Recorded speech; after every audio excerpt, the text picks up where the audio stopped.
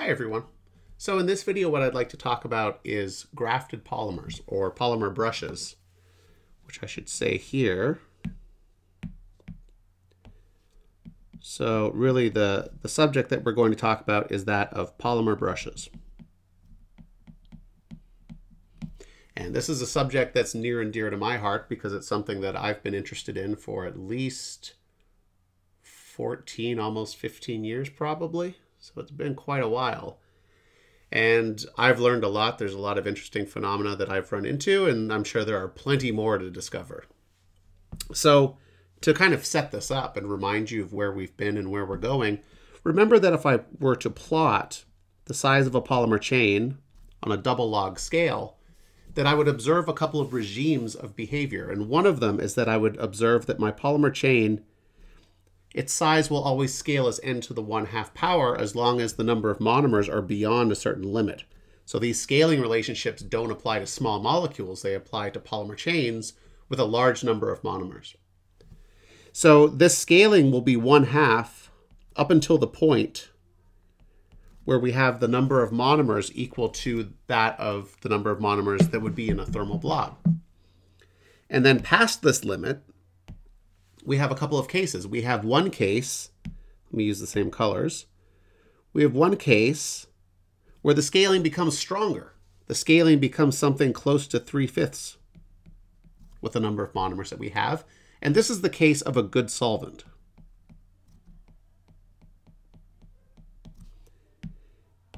And so, of course, we also have cases where the ideal chain models still apply, right?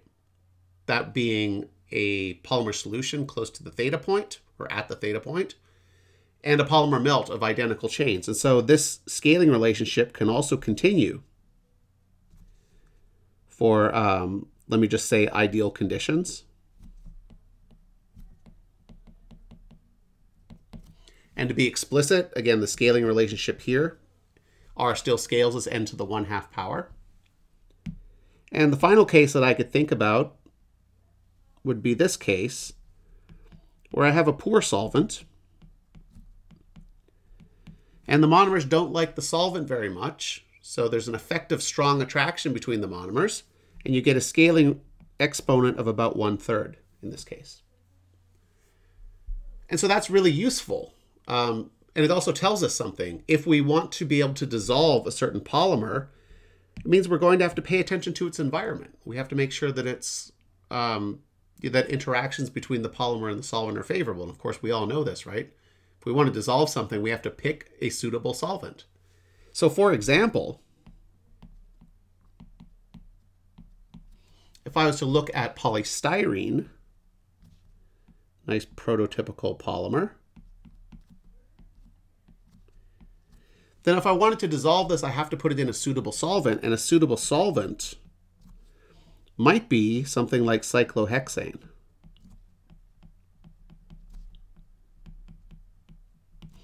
And I picked cyclohexane on purpose because it has a well-known theta point. So if you were to put polystyrene into cyclohexane at a temperature of about 34 degrees C,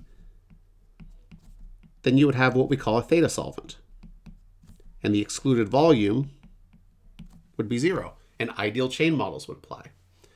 And we're going to talk about the details that are underneath dissolving a polymer in a particular solvent or polymer melt or something. But for this particular system, if T is greater than 34 degrees, then it's a good solvent, and the excluded volume is greater than 0. So that's one example of why we might care about this. But let's extend this a little bit. Let's say that I don't want to dissolve a polymer in a particular solvent. Let's say that I want to dissolve a nanoparticle in a particular solvent. And let me pick an example here. Let me pick silica. So these are common nanoparticles. And so if I wanted to put silica in a solvent, what happens? Well, I can put it in water. Silica is just glass, basically.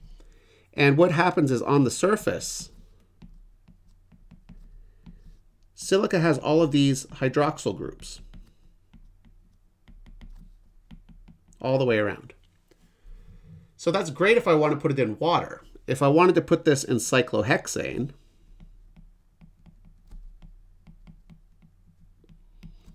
probably not going to work. Right? Silica's probably not going to want to go in there. Same is true, maybe I have a nanoparticle here that's made of gold. And when I synthesize gold nanoparticles, I have some kind of surfactant, small molecules that are on the surface. Maybe those are compatible with cyclohexane, maybe they're not. So if they're not, then what do? How do I get these particles to go into the solvent that I want? Well, one approach that I could take is that I could graft polymer chains to this. So I could instead, for example, graft polystyrene to the surface. So if I graft polystyrene to the surface, again, all the way around, then I could probably combine these with cyclohexane and successfully dissolve these particles in an organic solvent that they wouldn't normally dissolve in. So that's one reason that I might care about this. Beyond just nanoparticles, maybe I have a surface. This could be a silicon wafer, this could be some fibers, this could be the material that makes up your clothes. And let's say that I want to tune how this surface interacts with its environment. Then I could graft polymers to the surface like this. And if I do that, I might be able to get some properties that I really like. For example, I might be able to tune the hydrophobicity.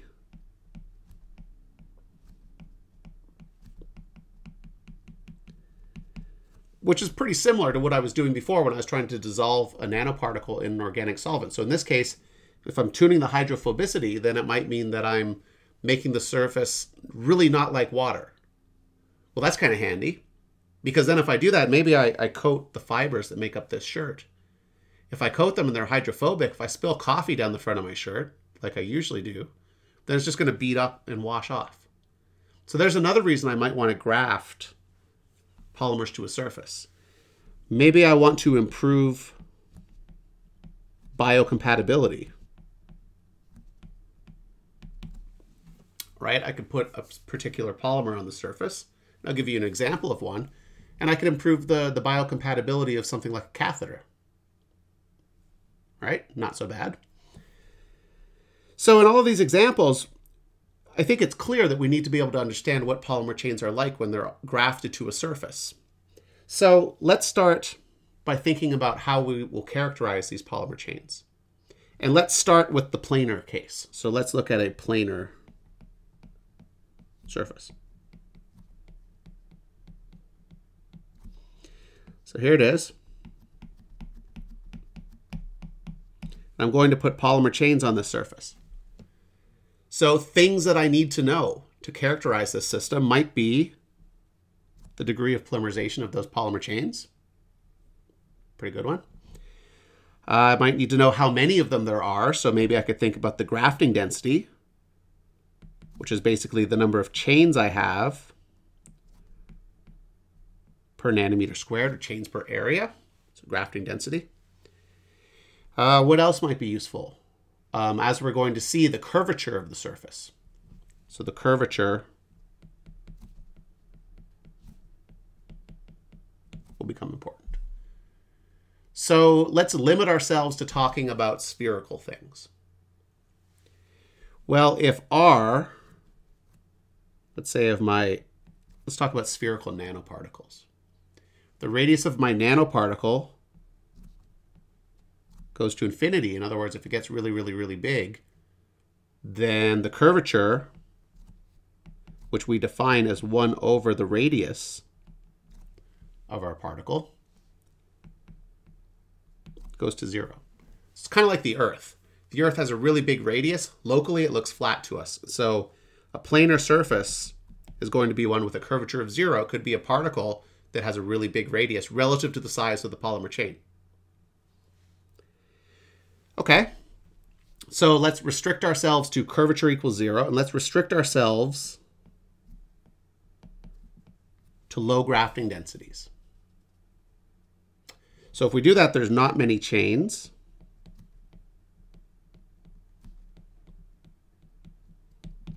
And all things being equal, it means that the chains will be far apart from each other. So in terms of my surface, if I have a low grafting density, might have a polymer chain over here. Then I might have a polymer chain far away over here. All right, and so these will form a surface layer. And so the next thing that we're going to be interested in is what is the height of that surface area? Well, what do you expect? What do you expect based on your intuition? Well, if these chains are far apart from each other, then I would expect them to have a size where h scales as n to the 1/2 under ideal conditions, or h scales as n to the 3/5 power if there are favorable interactions between the polymer and the solvent. So in other words, the conformation of the chain isn't that different from what you would expect based on if it was just free in solution. So this regime, we form mushrooms. And that's the technical name. The reason we call them that, if you look at the surface here, there's a stem. And then you have the coil above it. All right, so it kind of looks like stem and then the coil out here. All right. So that's a limiting case. I'll just say it as, I don't know, to be complete. If you had a poor solvent, then they could be collapsed on the surface. Or if you had mushrooms that were sort of close by, you could get some kind of aggregation between them. They could form these kind of structures like this on the surface, if you wanted. And so the next question is, well, how would you confirm that? Well, maybe you could do AFM. You could spend a week or so. You could prepare these surfaces. You could go back with AFM and look at the structure and see what the height is and all kinds of things. You can do it in water or whatever solvent makes sense. Okay, so we can confirm that this is the case. And how might I prepare these if I wanted to prepare these samples for these measurements? Well, there's two main approaches that I can take to grafting these surface, or to grafting chains to the surface. One is that I can graft them to the surface. And so when I do this, I'm going to take advantage of functionalized polymers.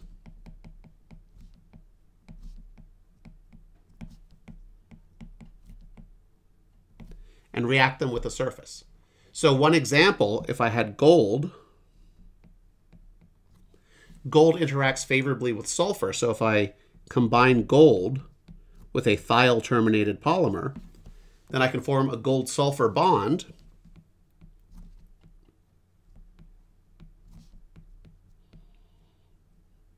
And graft a polymer chain to the surface.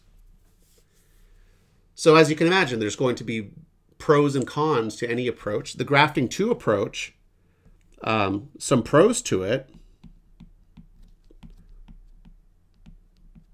The first is that it's easy, or relatively easy. Basically, all other things being equal, you take your particles, you take your polymers, you mix them together, shake them up for 24 hours, and then purify them. Boom, done. You can kind of separate out the chemistry of the polymer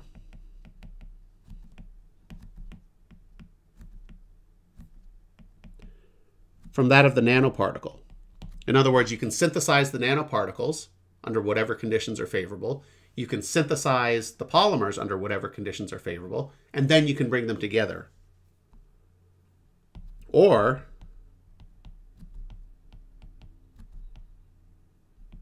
this is advantageous because you can just buy functionalized polymers out of a catalog, Sigma Aldrich, Polymer Source, whatever, and then functionalize your polymers as needed, or sorry, functionalize your particles as needed.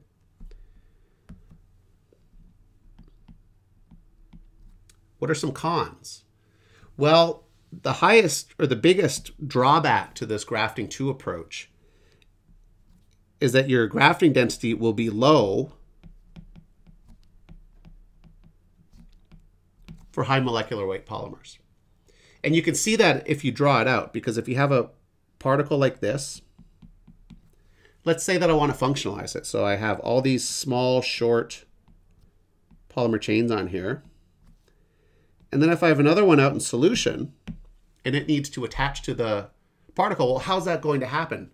It's going to happen when the functional group can interact with the surface. So this polymer can easily come in and find a space to react with the surface. So in other words, if you have low molecular weight, it's very easy to get high grafting density.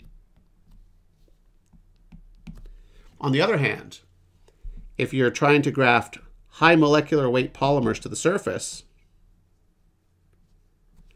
there's one big polymer, there's another big polymer, there's another big polymer. And if I have another big polymer out in solution, again, how is it going to attach? It's going to attach when the functional group can react with the surface. And you can see that because you have all these other chains in the way, it's much more difficult for this chain to come in and react and get to the surface.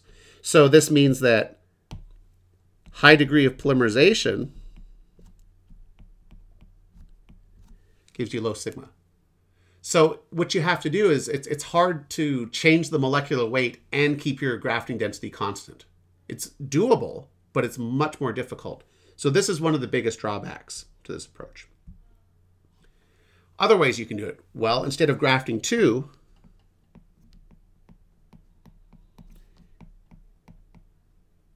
you can graft from the surface. So what you could do is you can have your nanoparticle. You can have some initiator, like this.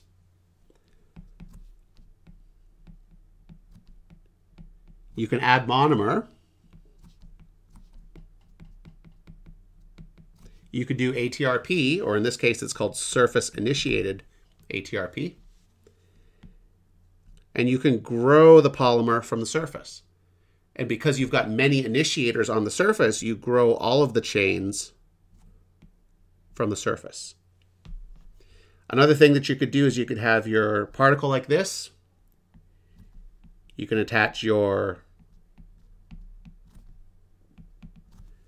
chain transfer agent.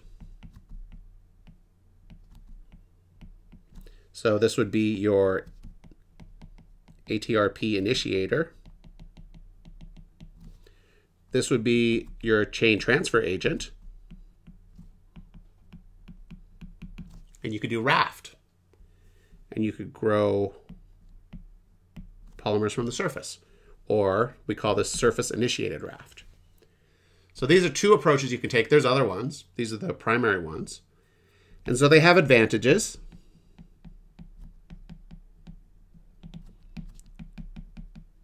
You can get high molecular weight and high grafting density. You can get low dispersity polymers this way. Of course, the cons of this are more chemistry. And if you're not synthesizing polymers yourself, or if you don't do this very often, it means you've got to worry about getting all the air out of here. Are the particles compatible with the solvent? Blah, blah, blah, right? You've got all these considerations. So it's a little bit more difficult. Difficult is relative, but it's a little bit more difficult, in my opinion, than the grafting 2 approach. But again, there's all these pros and cons to whatever method that you decide to take. Okay. So let me give you one last example of why you might do this. We've talked about how we can do this. We've talked about planar surfaces. We've talked about nanoparticle surfaces and why we might do it to control compatibility between different components. One other reason we might want to do this, especially for those of you who are interested in more bio applications, is I could have a virus or a virus-like particle. And I could introduce that into the body. In fact, that's how a lot of vaccines work. The flu vaccine, some variants of the COVID vaccine, but not all of them. Some of them are RNA-based. But I could do this, and then when my body sees this particle, eventually it's going to develop antibodies so that I can attack it. So I get an immune response, hopefully. That's fine. Sometimes I want to do that. In other cases, virus-like particle, maybe I don't want to do that. Maybe I want to hide the virus from the body. So I could graft a polymer to the surface that's biocompatible, which hides what's on the surface of my particle from the body. And if I do that, I can modulate or control, I guess, circulation time, maybe the immune response, etc. And so this is good for, what do I want to say? It's invisible, for lack of a better word, to the immune system. In this case, the first case here, not invisible and it gets attacked. One way that you could do this, one way that you could hide the particles from the body is you could attach a polymer, like I've shown. What polymer might you want to use? Well, one that's FDA approved. It's polyethylene glycol. We also call it PEG. Or, depending on the community you're working in and what the molecular weight is a lot of times, polyethylene oxide. They're chemically the same. So you could do that. One problem, though, is that people are starting to develop PEG antibodies. So it'd be nice if you could find a different polymer besides PEG, get it FDA approved, and go that route. Not that there's anything wrong with PEG, it's just we're starting to see some problems with it. So that's certainly a rich area of research that you could pursue. One last example. Again, virus-like particle. Maybe I want to target something. Maybe I want to graft some polymer to the surface that's going to interact in the body in a certain way. Maybe it prefers to be around tumor cells. Now, if I can put a chemotherapeutic in here, if I can load it with some kind of drug, maybe I can get targeted delivery.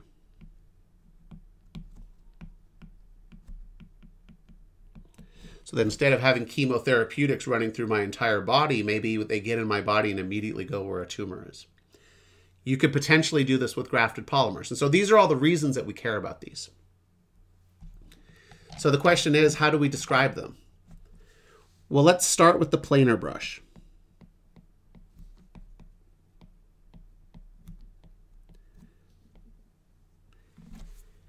We saw up here how we expect the polymer to behave on a planar surface, but I didn't say anything about a brush really, because at low grafting densities, the chains just look the way that they would look in solution. So when I mean planar brush here, I'm basically meaning that we've increased the grafting density. So I could look at this a couple different ways. The classical approach to describing how this brush looks is the Alexander Dejean brush model. It's basically from the late 70s. And so what does this description say? Well, what do you expect the brush to look like?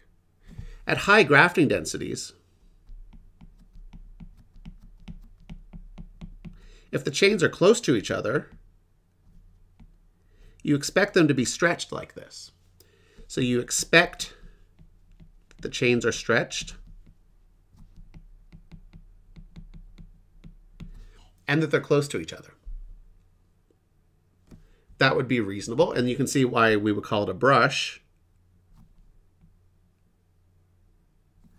Because if this was a toothbrush, for example, if all the chains are standing up, it looks brush-like. Okay, so this is the case that we're going to consider. These chains will have a certain excluded volume. They can be broken down into a series of blobs. and they're going to be a certain distance apart from each other. So again, let me draw one polymer chain here. So this is from the side, or this is a cross-sectional view. I've got a polymer chain. It can be composed of many blobs. And it will interact repulsively with other chains that are nearby because we don't want too much overlap of those blobs because they have excluded volume. So this distance will be a correlation length. This distance will be the height of the brush. And the correlation length we can write as 1 over the square root of the grafting density. Why? Well, the more chains that I have on the surface, the closer they're going to get together. So this will have units of length, so that's good. If you look from the top,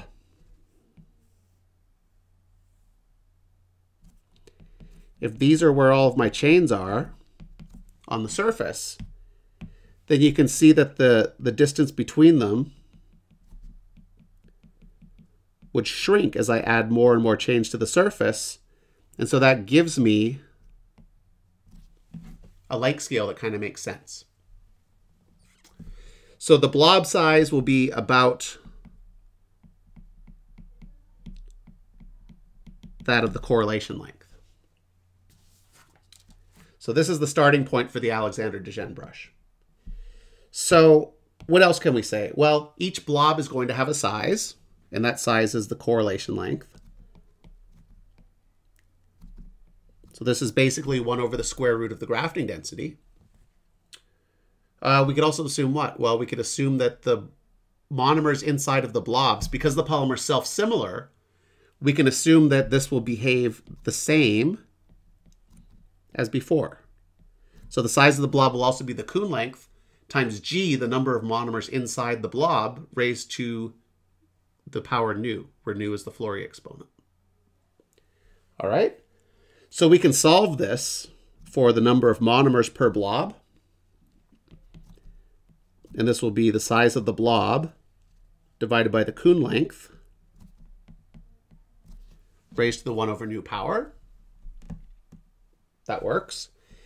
But we already have a different expression for the blob size, so we can substitute that in. So if we substitute in for c 1 over the square root of sigma, then we get the number of monomers per blob is equal to b to the minus 1 over nu power, sigma to the minus 1 over 2 nu power, where that factor of 2 is due to the fact that we're taking the square root. All right, so now the only thing we need to do is we need to figure out what is the height of my brush. Well, the height of my brush will be the blob size multiplied by the number of blobs that I have. Well, this is the number of monomers per blob, right? Monomers per blob. I have n total monomers.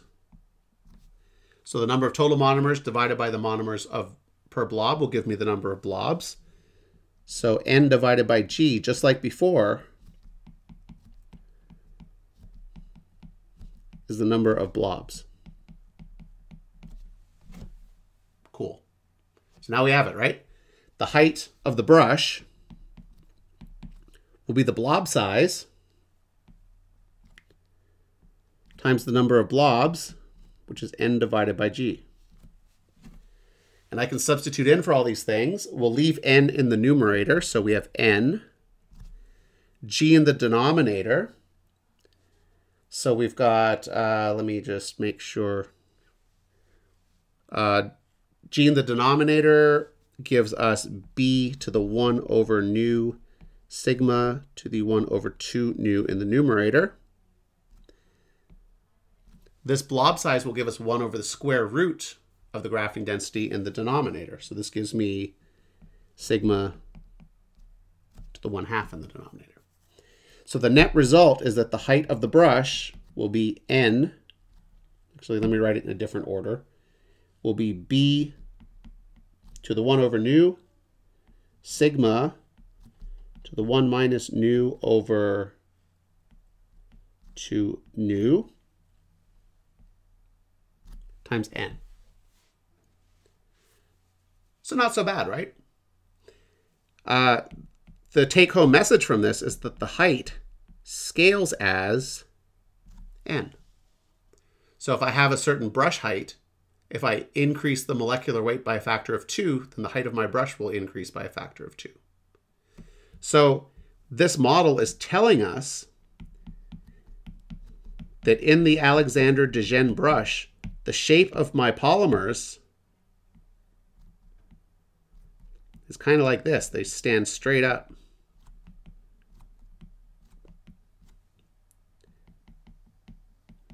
And then this is the height of my brush.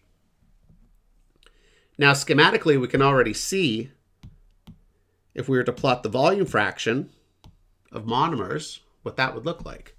So if I look at the volume fraction of monomers going this way as a function of height from my surface, then what you can see,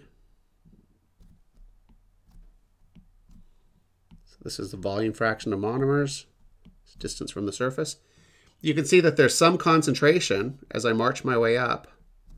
And then once I get past the height of the brush,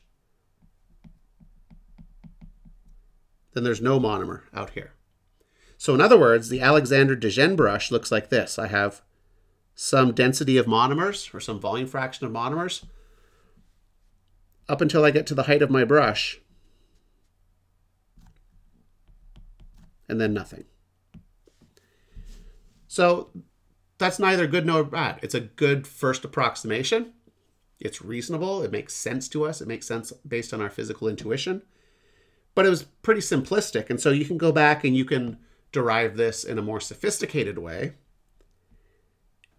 Oops. And you'll get a shape that looks like this for the density of the monomers. So this is a parabolic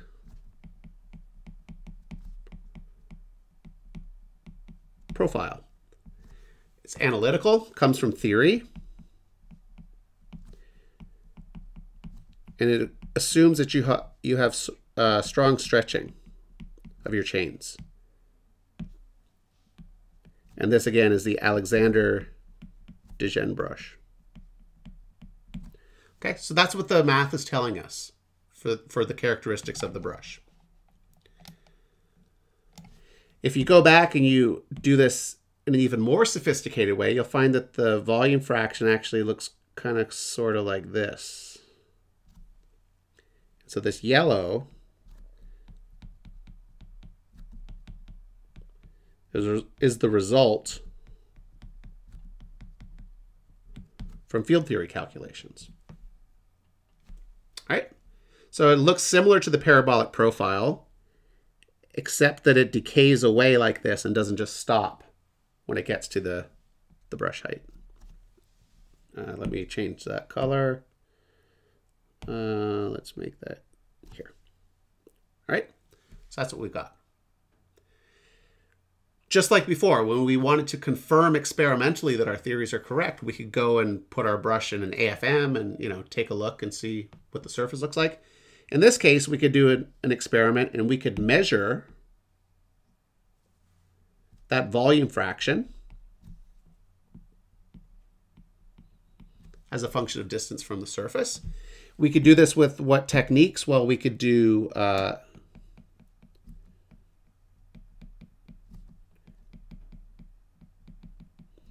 neutron reflectometry measurements, and we can measure the density of the brush, and we would find, oops, well, let's just leave it like that.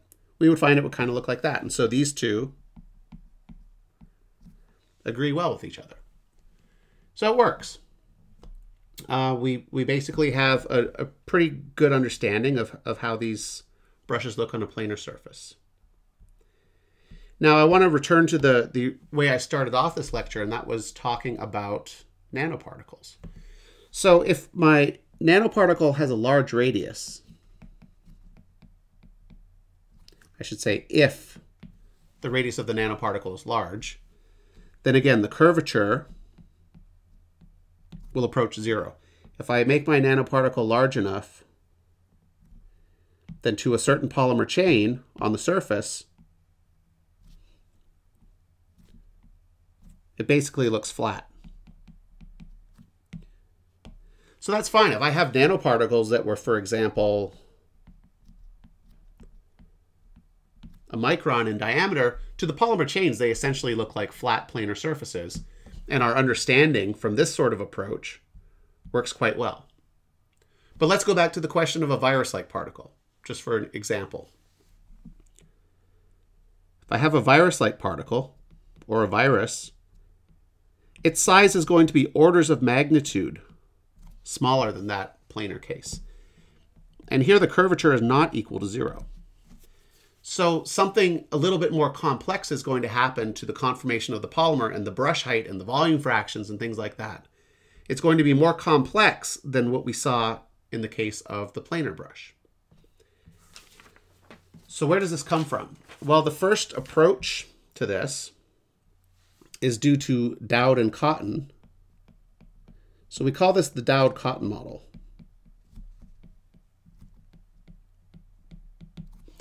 And so it's from 1982. So J Physique 43, 531, 1982. So it's about as old as I am. That's kind of interesting, right? I mean, yeah, I've got maybe 10 or 15 years on you, but this understanding of polymer brushes came about in the 1980s. Think about how long we've known about rubbers.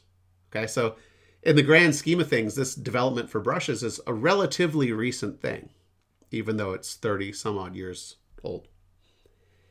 And so this model from Daoud and Cotton was for star polymers. So here's a star polymer, and it consists of a central core. So this is the core. And then each arm is going to have a degree of polymerization n. And we could look at the size of the star if we wanted. That's not what we're going to look at, but we could. And what else? Each star polymer will have F arms. And so in this case, F is equal to 6. So there's some key assumptions. The assumptions are that, first of all, the blobs that make up this chain are not going to be the same size. And so the blobs will change size as you get farther away from the core. You can kind of see why that is. There's more accessible volume to the polymer chain between those pink lines. There's more accessible volume as you move farther away. And so the polymer chain is going to move from being very stretched near the core. So in here it's stretched, to out here being more ideal. And by ideal, I mean closer to what we would have for a free chain in solution. So either swollen or an actual ideal chain. So this means that in here, you're going to have a blob size that's changing as you change the distance from the core of the polymer. And eventually, you're going to get to a point where you regain the ideal blob size, right? You're going to get the scaling that you expect. So that's the basic description of the Daoud-Cotton model. And so I just want to go through the math so that we can see how to do it. So put on your math pants. Get ready. There's going to be a lot of exponents and things like that, but follow along with me. This, as far as I know, is not in any textbook. This is just based on the Daoud-Cotton model from this paper. And recently, I'll just say in passing that my PhD student and I, can't even spell my name right. My PhD student and I rederived this model, but we made it a little bit more general than the original derivation. So this is from the Journal of Applied Physics for our paper. 128, page 214701 from 2020. So one of the few good things to come out of 2020, maybe. All right. So you can either, if you want more information, you can see this in the original Dowd and Cotton paper, which you can get for free on Google, or you can look up our paper if you want some of the details of how we use this. But I want to go through some simple math to derive it so that you can see where this comes from and some interesting predictions that we get for the nanoparticles that are not true for the Alexander Duchenne brush. So how do we do this? Well, we're going to define a few things first. We're going to define alpha, which is a function of R, as our stretching ratio. So we'll call it a local, it's called a local swelling ratio. What is that? Well, it's going to be how swollen the blob is relative to its ideal blob size. In other words, this will be the size of the blob as a function of R divided by what it would be if the blob were ideal. All right, so that's not so bad. So this will be the size of the blob as a function of R divided by what's the ideal blob size? Well, we know that, right? The ideal blob size is B times the number of monomers in that blob, which is now going to be a function of R, to the 1/2 power. And this will equal something else. But before we do that, we can go back and we can remember from our discussion of thermal blobs and polymer conformation that the number of monomers in the blob can be written as B to the 6th divided by the excluded volume squared. And what else can we write? That the size of a blob, in that case, was B to the 4th over the absolute value of the excluded volume. So this means that we can write this swelling ratio. Well, let me write one last thing. That's the size of the blob as a function of R. Just plugging these things in and simplifying for the blob size, you can show that this is B times V to the 2 nu minus 1 times G of R to the nu. And now this V is going to be the excluded volume parameter, and it will be V divided by B cubed. Right? Okay, so let me move this down a little bit to make some space.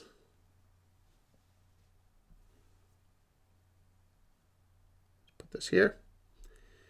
And we go up. So if we want to plug that expression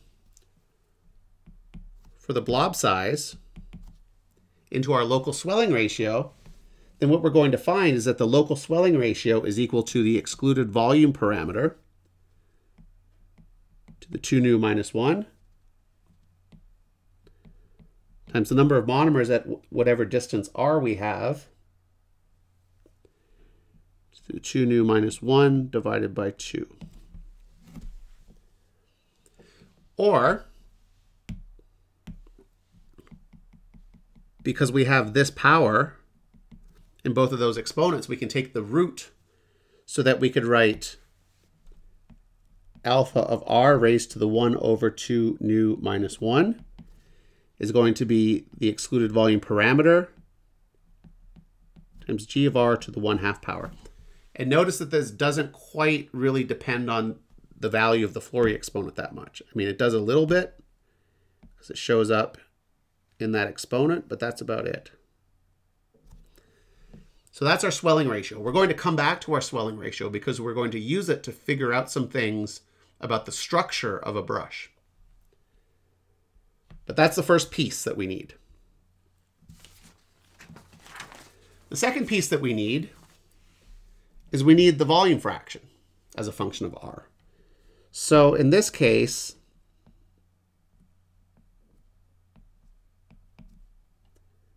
I forget what we called this. I think we called it phi star. It's the overlap concentration.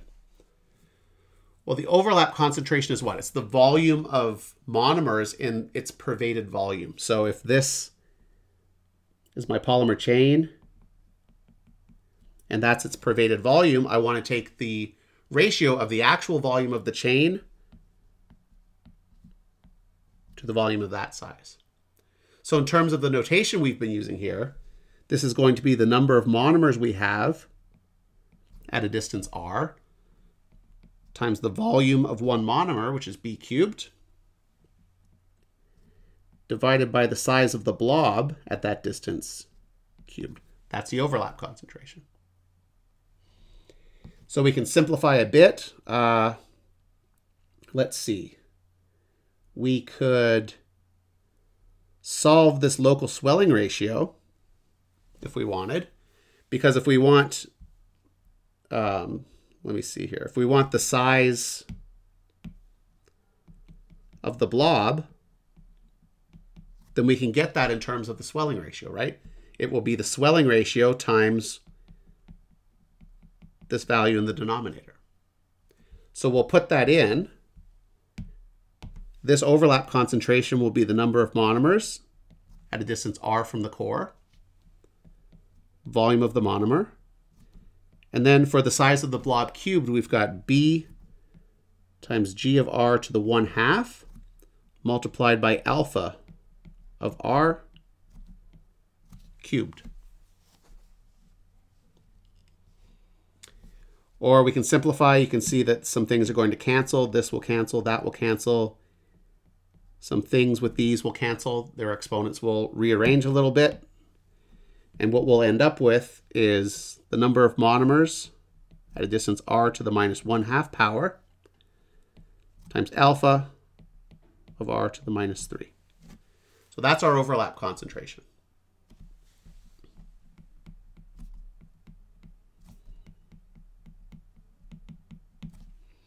So we're really using all of the different pieces that we've talked about in the last couple of videos. All right. Okay, so where to next? Let me scroll up my notes here. Okay. Well, let's rewrite my value of alpha. If you notice alpha here, we've got g of r to the 1/2. We've got g to the 1/2 in the overlap concentration. So let's kind of simplify our expression for the swelling ratio. So let's take alpha of r to the 1/2 nu minus 1 and multiply it by alpha of r to the minus 3 power.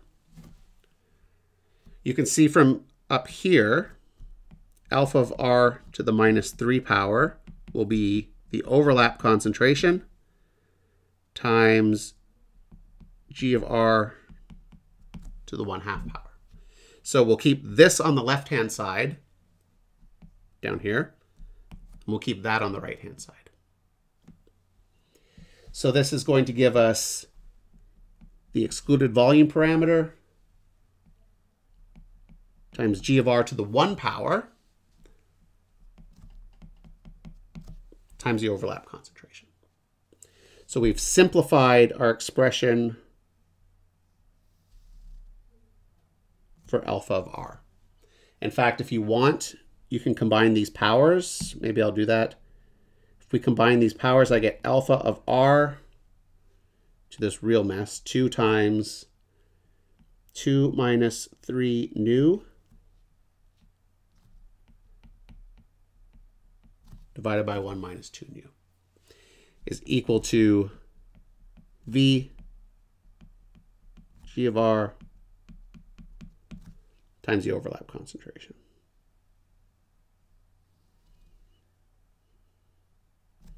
All right. So far, so good.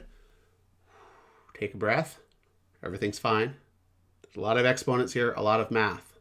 But remember, math is your friend. Math is not your enemy. As long as we have these numbers here, as long as we play by the rules, we can massage these expressions and we can get to something that's useful. Okay, so don't only think of this as an example, or don't only think of this as a derivation of the Daoud-Cotton model. Take this also as an example of how to use these scaling approaches to get something that's useful for you. So this is both a derivation and an example. Okay, caught your breath, ready to go? All right. Now let's map this onto blobs. Let's look at the volume fraction of monomers as a function of distance. What will this be? Well, this will be, let's draw a picture for what I mean.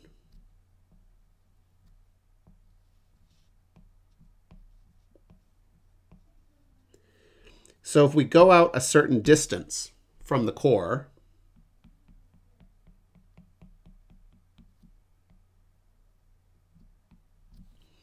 then I have the spherical shell that I've drawn in orange there. So the surface area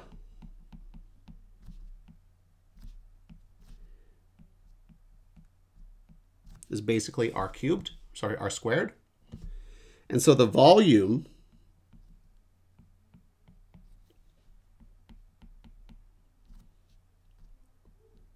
is basically r squared times the blob size. So if I want to get the concentration, then phi of r will be what? Number of monomers out there multiplied by the volume of a monomer. But now I'm looking at everything in this shell. So everything here. And I have F arms. So I need to multiply this by the number of arms that I have there. So that's the total volume of polymer. Now I need to divide by the volume that it's contained within. So I divide this by r squared times the blob size. All right.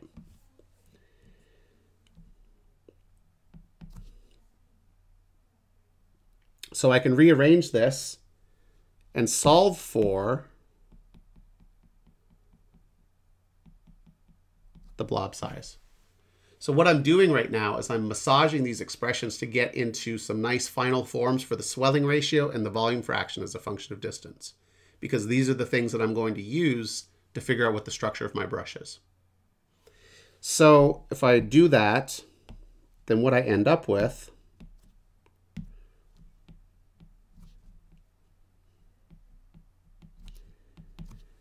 is that blob size will be G of R B cubed F divided by R squared times phi of R. And I can assume, because everything's so packed in there tightly, that it's at the overlap concentration. And so it equals phi star. So you can see now I've got the R dependence built into this. And I've got the concentration effects. So I can simplify this expression a little bit more, and this will come out to be, if I make this approximation, if I substitute in the overlap concentration, this will be R F to the minus 1/2. Right? So that's important. So we've arrived at this nice expression. The blob size is basically R times F to the minus 1/2 power. Whew, it's a lot of work. Okay.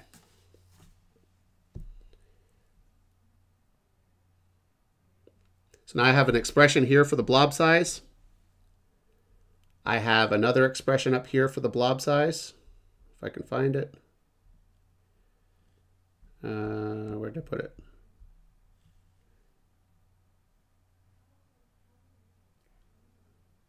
Sorry, one sec. Let me just find my equation. Here it is. I have another expression for the blob size. So this means Rf to the minus 1/2 power is equal to the Kuhn length, excluded volume parameter to the 2 nu minus 1, times the number of monomers raised to the nu power. I can set them equal to each other.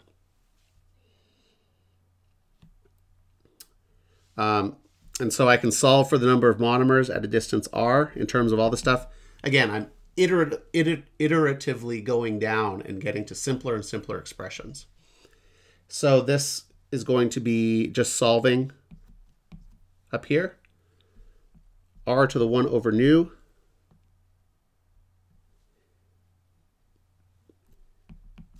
B to the minus 1 over nu F to the minus 1 over 2 nu excluded volume parameter times minus 2 nu, or raised to the minus 2 nu minus 1 over nu. Okay. All right, so now we've got that expression. So we can take the square root of this if we want. We can get g of r to the 1/2 is going to be the square root of all that stuff if we wanted. Right, so we're going to get factors of 2 in the denominator of all of these exponents. Okay, so we're almost there.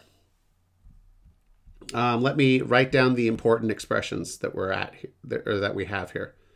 First one is that if I make that substitution for g to the 1/2, alpha of r, the swelling ratio, 1 over 2 nu minus 1 power, is the same thing as the excluded volume parameter times g of r to the 1/2 power. I know what that is, so I can substitute it in. And so I'll get the excluded volume parameter, r to the 1 over 2 nu, f to the minus 1 over 4 nu, b to the minus 1 over 2 nu, and another excluded volume parameter term raised to the minus 2 nu minus 1 over 2 nu.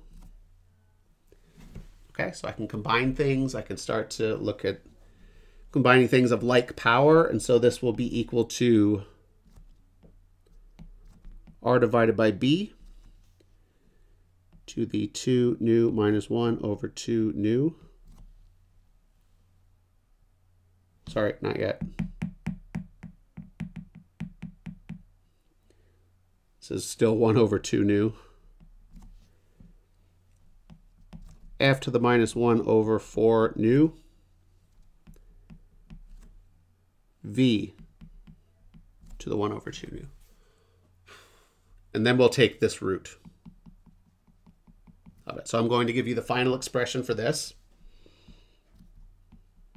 The local swelling ratio is r divided by b,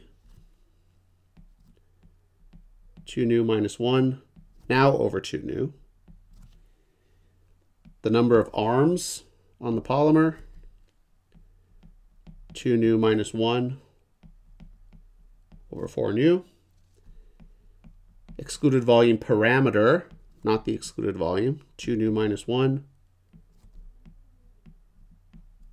over 2 nu. And this is an important result that we're going to use next to get the structure. So let me move this. That's important. And let me also write down phi of r. The other thing that we're going to use to understand this curved brush can be written as, again, the number of monomers times the number of arms times the volume of one monomer divided by r squared blob size.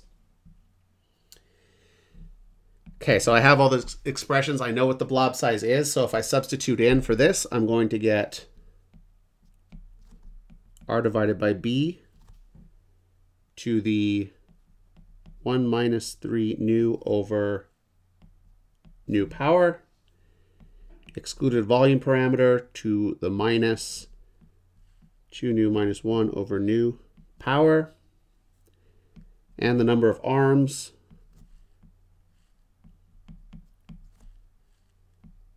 to that power. So this is also an important expression.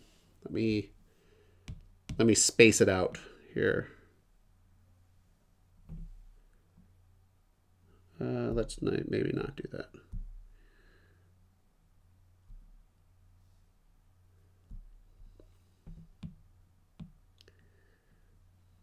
Okay, space this out.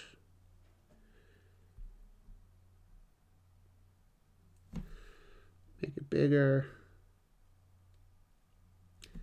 Okay, and let me circle this, or square this.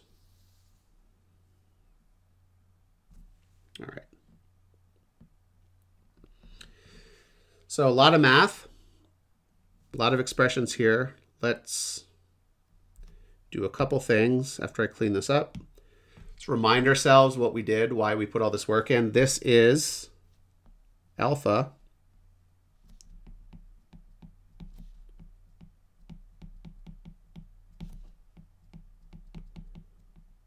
is the local swelling ratio. So it's how swollen, how stretched things are.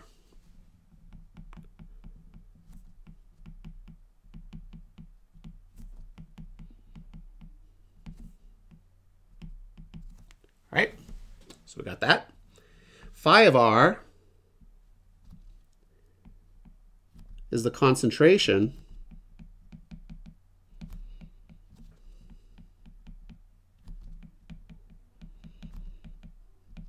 or volume fraction of R. So it's how much stuff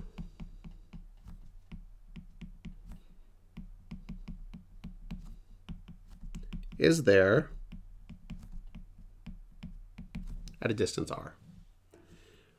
Okay, so alpha is how stretched are things at a distance R. Phi is how much stuff is there at a distance R.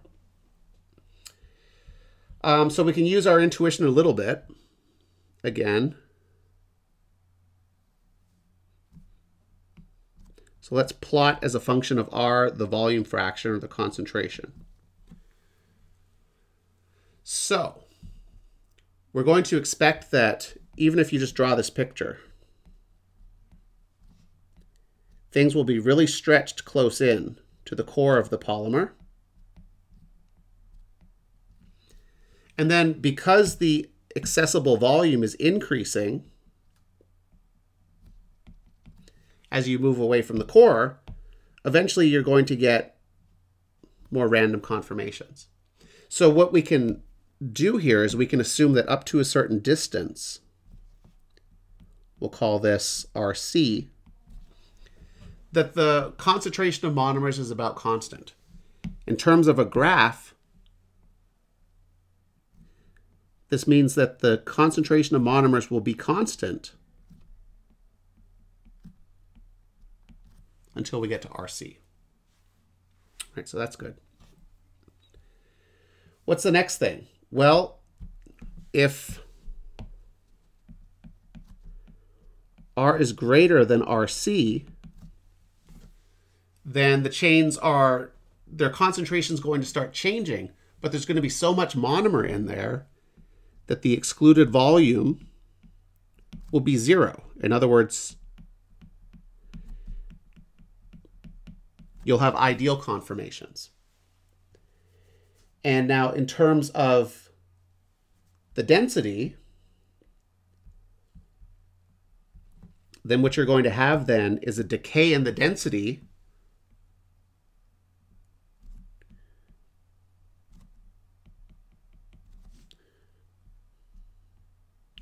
to this distance R2. And in terms of this decay, well, I should say also, Here the chains are very stretched, so nu is about 1. They're just straight. Here nu is equal to 1/2. They're ideal. Out here excluded volume is going to play a role. And things will be about 3/5. So your concentration is going to fall off with 1 power law in this intermediate region. And then a different one out here. Of course, eventually it should go to 0, so I should draw that. So you've got 3 regimes. You have regime 1, 2, and 3. Okay, so it's very complicated, or at least more complicated than the Alexander Duchenne brush. So that's how star polymers behave. You can see that the number of arms plays a role. You can see that, I should also say, decays out here, F to the 1/2 over R.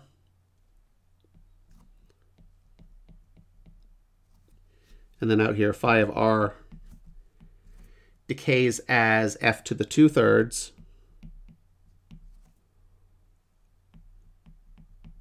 over R to the 4/3, just plugging things in.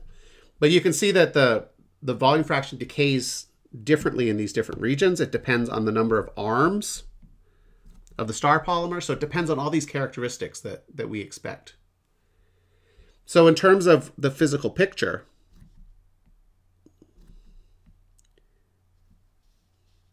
what this has showed us is that we've got 3, let's pick the right color, 3 different regimes. We have this one in here,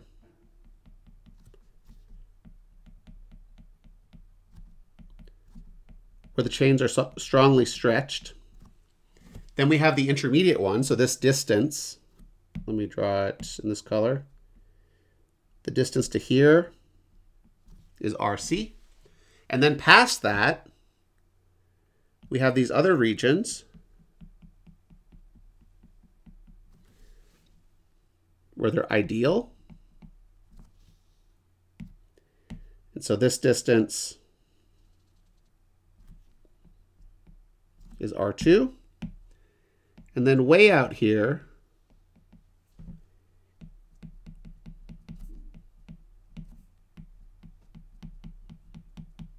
you get excluded volume effects. So you see this is regime 1, this is regime 2, and that's regime 3. Right, so a lot more complicated on a curved surface than a planar surface. The last thing I'd like to do is make the connection between this and nanoparticles. So here's a star polymer.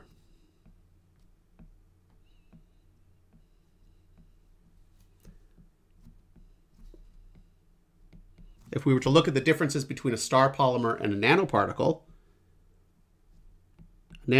has a much bigger core, and then it has these chains coming off. So the only difference here is we want to see how many arms there are. Here, F was equal to 6. For the nanoparticle, it's going to be, the number of chains will be related to the grafting density, right? Because if we have sigma chains per square nanometer, then the number of chains will be 4 pi times the radius of the nanoparticle squared times sigma.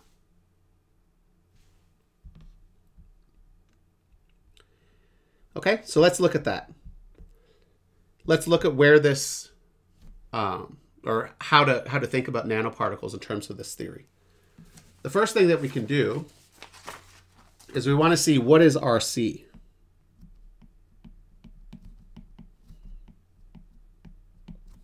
Well, it's the point where the chains are no longer stretched.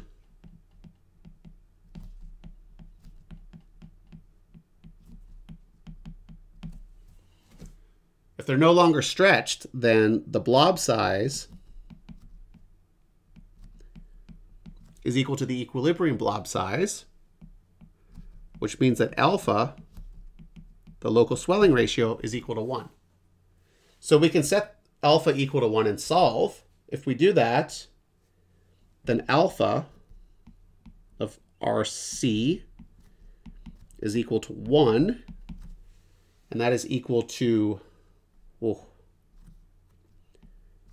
RC divided by B to the 2 nu minus 1 over 2 nu. F to the minus 2 nu minus 1 or 4 nu times the excluded volume parameter to the 2 nu minus 1 over 2 nu. And now notice here that we've got the same or a related power for each of these, and that this is equal to 1. So we can take the appropriate root, and we'll have 1 is equal to RC divided by B, F to the minus 1/2, I think.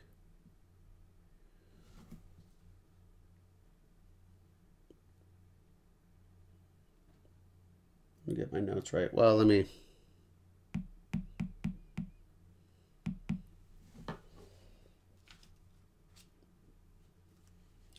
Sorry, we'll get RC over B. Yeah, F to the minus 1/2 V. Okay, if we take that root. So we'll just solve. I'll give you the final result. RC is equal to B times the excluded volume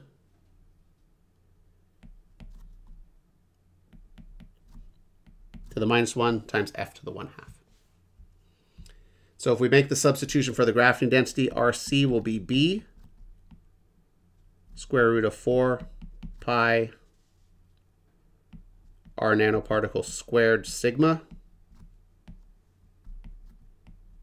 divided by the excluded volume parameter. And we're going to do a couple things here, and then we're almost done. Take the radius of the nanoparticle out. We'll put the Kuhn length inside. We'll group the 4 pi and the excluded volume parameter, and we'll group sigma with B. A lot of grouping. And we'll get to the expression that you see in the literature, which is R nanoparticle square root of sigma star divided by a rescaled excluded volume parameter. So sigma star is equal to 4 pi sigma B squared, and this is equal to 1 over the square root,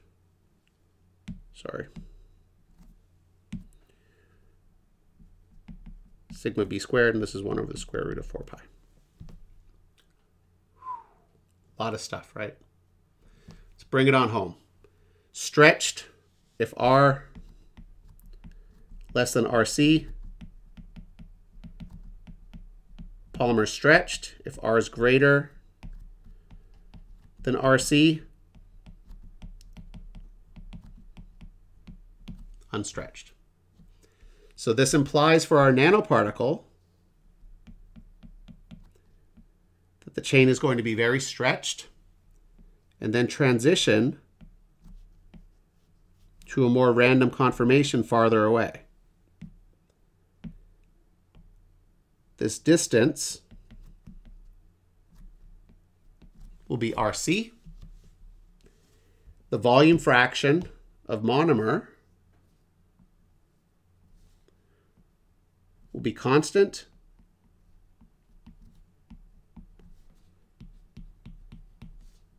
Until RC,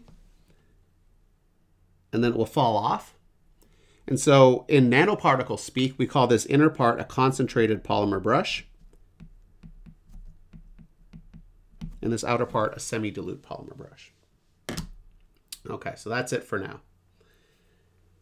So what does all of this mean? Well, the key take-home messages here, other than the scaling relationships of the different regions, the key take-home messages are the effective curvature, and especially how The presence of curvature leads to regions of different conformation, so stretched and unstretched regions. And also why we're interested in this problem at all. Why do we care about putting polymers on nanoparticle surfaces? So these are the key things that are underneath here. We'll show some other things in future videos on how this is linked to interaction parameters and things like that. And then in the next video, we'll talk about how polymer brushes actually behave. So these structures and these scaling theories are important. And then I want to look at some limits, some limiting behaviors to really figure out how they're going to behave, how the polymer brushes are going to behave when they're in contact with a solvent or when they're in contact with other polymers.